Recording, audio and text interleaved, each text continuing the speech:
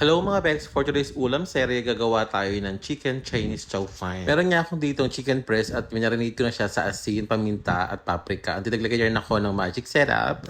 Naglagay rin pala ako dito ng bawang at kalahati lang ng lemon. At para maging crispy yung ating chicken, ayan, naglagay rin ako ng cornstarch. Nung malagay ko na lahat ng mga ingredients ko para sa pang-marinate natin, ayan, hahaluin mo lang yun ng bonggang-bongga. O diba, nagbuka na siyang chicken tocino. After ko nga ma-marinate ng 30 minutes, ayan, nagpainit na ako ng kawali at naglagay na ako ng mantika kasi magpiprito na tayo ng ating chicken. Bite size nga lang yung pagkakahiwa ko ng chicken breast para walang lamangan, diba? Kasi itatoppings natin later yan sa ating chow fine. Okay lang ba eh? Pagkatapos ko nga maprito lahat ng ating chicken breast, ayan, magigisa na tayo. Pero ito pa rin gagamitin nating mantika at nalagay na ako ng bawang. Medyo tutustahin na natin ng konti yung bawang para masarap-sarap. At nalagay na pala ako itong 4 na jetty. Siyempre, bago ilagay yung jetty, kailangan mo nang batihin ng bonggang-bongga.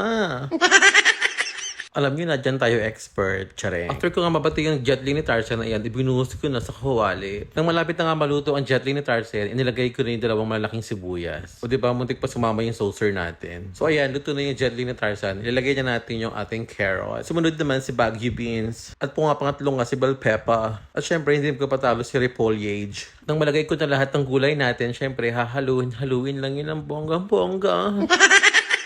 Nang ma-half-cook na ngayong gulay natin, ayan, naglagay na ako dito ng ating rice. So, diba, ang dami. Magpapa-feeding program yan. Tsareng. At tinimplan ko nga ulit ito ng asin at naglagay ako ng kalahating magic syrup lang. Naglagay na rin pala ako dito ng pork cubes para mas malasa yung ating chow fine.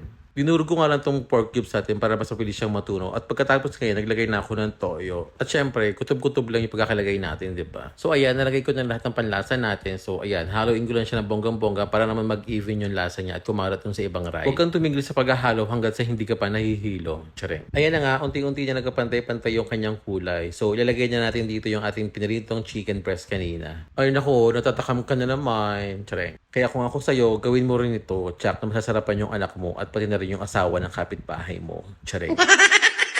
Hoy, hindi tayo magiging kabiten niya for today's video. Ayan, naluto na yung ating 4C. Chicken Chinese Chow Fan Tsareng. Tsareng. Pero legit, masarap talaga siya. Masarap, I swear. Pag ako nagkasabing masarap, masarap. O, ano pang inaantay mo? Tara, kainin kita. Kainin mo to.